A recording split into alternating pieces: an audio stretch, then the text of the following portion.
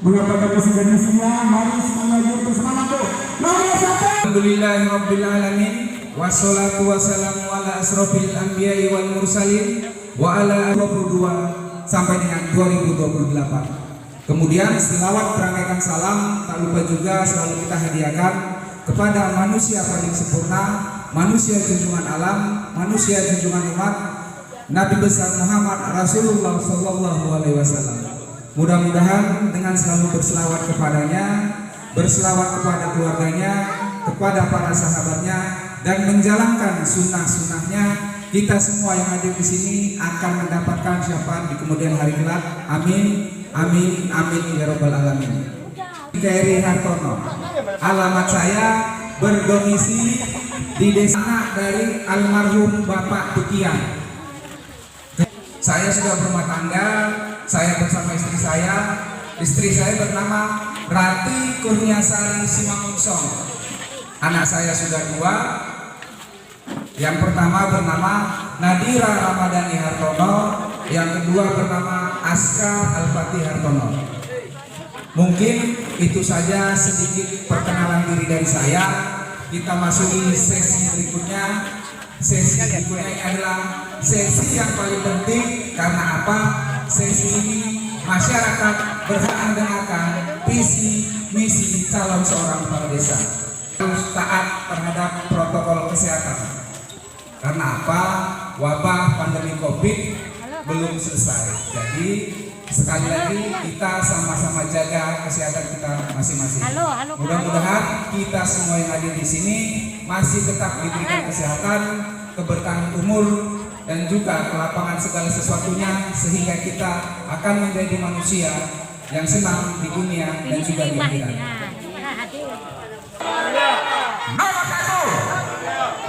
Nomor satu. Ya, terus itu nilai utama. Karena apa? Di dalam visi tersebut ada tujuannya. Ada tujuan yang harus desa capai. Bagaimana desa ini bisa maju dan berkembang kalau calon seorang pemimpin tidak pernah menawarkan visi misi? Sangat berbahaya. Sangat berbahaya. Karena apa? Dia tidak tahu mau dibawa kemana arah desa kita. Dia tidak tahu mau dibawa arah kemana perkembangan desa kita. Dan dia tidak tahu untuk apa dana yang banyak dipergunakan. Bisa saja untuk kepentingan pribadi, untuk kepentingan keluarga, untuk kepentingan tim, untuk kepentingan golongan. Jelas Bu? Sungai Bulu maju. Kemudian transparansi penggunaan anggaran. Kemudian modern dan religius. Itu jelas. Ada 4 konsep yang saya tawarkan. Yang pertama maju, transparansi dalam penggunaan anggaran, modern, dan juga religius. Jadi untuk mencapai visi tersebut saya harus punya misi. Karena apa? Bicara tentang visi tidak akan bisa diwujudkan tanpa punya misi. Visi itu tujuan Ibu. Capai tujuan tersebut. Jadi jelas visi tujuan, misi adalah program kerja. Jadi nanti untuk mencapai visi tersebut saya akan melaksanakan yang pertama pembangunan kegiatan yang merata di 4 bidang. Yang pertama bidang penyelenggaraan pemerintahan desa, kemudian bidang pembangunan desa, kemudian bidang pemberdayaan desa, kemudian bidang pemberdayaan masyarakat, penanggulangan keadaan bencana darurat, dan juga keadaan mendesak desa. Jadi jelas akan saya laksanakan berdasarkan peraturan perundang-undangan, bukan berdasarkan kemauan saya pribadi, bukan berdasarkan keinginan keluarga saya pribadi, bukan berdasarkan keinginan tim saya pribadi, tapi berdasarkan keinginan warga masyarakat desa Sungai Bulu dari Dusun 1 sampai dengan Dusun 4 berdasarkan peraturan perundang-undangan. Itu jelas. Lakukan reformasi kinerja aparatur pemerintahan desa. Jelas saya katakan seperti ini karena apa? Berdasarkan jabatan, seorang kepala desa adalah pemimpin. Tapi ketika disumpah jabatan, seorang kepala desa adalah pelayan. Pelayan kepada ibu-ibu, pelayan kepada bapak-bapak, dan pelayan kepada seluruh warga masyarakat. Jadi sistemnya yang kita rubah. Sistemnya kita rubah. Sistem yang harus dirubah. Pelayanan kita perbaiki. Sistem birokrasi kita perbaiki dengan mengedepankan akhlak yang baik. Karena apa Bu yang terjadi selama ini, mohon maaf, mereka tidak melayani dengan sungguh-sungguh. Sekali lagi saya berbicara, saya tidak pernah mencari keburukan orang lain. Saya tidak pernah mencari kejelekan orang lain. Tapi yang saya sampaikan berdasarkan data. Yang saya ucapkan berdasarkan fakta. Clear, saya tidak pernah membunuh ataupun menghakimi karakter seseorang. Yang saya kritik kebijakannya, yang saya kritik program kerjanya, yang saya kritik pelayanannya. Ketika memang tidak sesuai akan saya kritik. Ketika tidak lurus akan saya kritik. Ketika tidak pro rakyat akan saya kritik. Jadi penting bagi ibu-ibu, penting bagi bapak-bapak harus mengetahui calon kepala desa yang memiliki program kerja.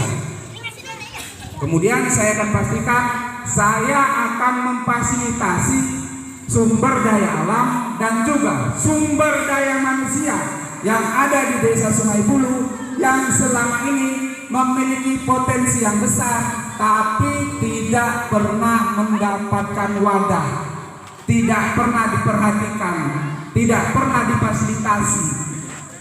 Anggaran besar, sumber daya alam banyak, sumber daya manusia bagus, tapi tidak pernah dikembangkan, tidak pernah diperhatikan, tidak pernah mendapatkan fasilitasi dari pemerintahan desa. Selanjutnya misi saya adalah melaksanakan tata kelola pemerintahan yang bersih, bertanggung jawab, terbuka, dan nantinya akan dapat diakses, diketahui oleh seluruh masyarakat. Ibu-ibu ada Android? Ada kan? Nanti ibu-ibu bisa akses di sungaibulu.go.id. Ibu-ibu bisa tahu berapa anggaran dana desa kita, berapa dana desa kita, bagi hasil pajak kita berapa, total keseluruhan anggaran ibu-ibu akan tahu digunakan untuk apa, dibelanjakan untuk apa, dipakai untuk apa, direalisasikan untuk apa. Jelas, jadi tidak ada yang saya tutup-tutupi. Uangnya berapa, digunakan untuk apa, keperluannya apa, jelas. Masyarakat dapat mengaksesnya, masyarakat dapat mengetahuinya. Karena apa? Yang terjadi selama ini transparansi tidak ada. Masyarakat tidak pernah tahu, masyarakat tidak pernah diperdulikan, masyarakat tidak pernah dibebankan.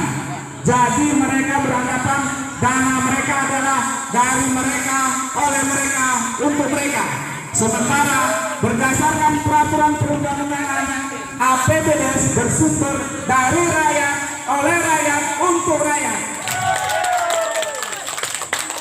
Kemudian saya sampaikan, saya tidak hanya berbicara, saya tidak hanya berjanji, tapi saya bagikan kontrak kerja politik kepada ibu-ibu, kepada bapak-bapak. Ada yang sudah dapat ibu? Ada yang sudah pegang kontrak kerja politik? Seperti KTP gratis, KK gratis, pindah datang gratis, nikah gratis, NA gratis, sertifikasi di tingkat desa untuk tanah gratis. Jadi tidak akan mungkin dipungut 1 rupiah pun kepada warga masyarakat. Nomor 1, nomor 1, pemangku kebijakan seluruh lembaga yang ada di desa seperti BPD, LKMD, PKK, Karang Taruna akan saya pastikan mereka ikut dilibatkan. Karena apa? Kebijakan seorang kepala desa tidak akan bisa berbanding lurus apabila tidak mendapat persetujuan dari DPD. Jangan fungsinya mati suri. Jadi jangan sampai kita salah langkah lagi. Jangan sampai itu. Karena apa? Ketika kita salah langkah, ketika kita salah menentukan pilihan, 6 tahun lagi kita butuh waktu 6 tahun. Waktu yang sangat lama ibu-ibu. Selama rentang 6 tahun mungkin anak-anak kita sudah ada yang menikah, kemudian ada yang mengurus KTP, ada yang tidak datang, perubahan kartu keluarga, jelas. Program yang pro rakyat, program-program yang diminati masyarakat seringkali kalah dengan yang namanya politik uang. Ini penting Bu, saya jelaskan karena apa? Mohon maaf dengan tidak mengurangi rasa hormat kepada ibu-ibu, kepada bapak-bapak. Ketika bicara tentang anggaran, saya harus jelas katakan, walaupun itu salah, saya katakan salah. Karena apa? Anggaran ini penting Bu. Inilah amanah seorang kepala desa. Uang dana desa bukan uang seorang kepala desa. Itu adalah uang negara diamanahkan kepada seorang kepala desa untuk disalurkan kepada masyarakat. Kebutuhannya untuk apa, digunakan untuk apa harus jelas. Karena apa?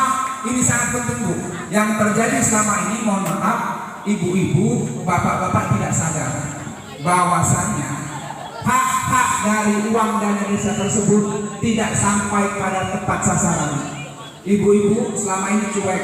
Mungkin ibu-ibu beranggapan siapapun kepala desanya, toh saya begini-gini saja, pekerjaan saya tetap ini, kemudian masih serabutan, kemudian masih jaga malam, apa yang mau dirubah? Pasti pertanyaan ini muncul di benak ibu-ibu. Siapapun kepala desanya, gini-gini aja, mending saya pilih yang pakai duit, mending saya pilih yang ngasih duit.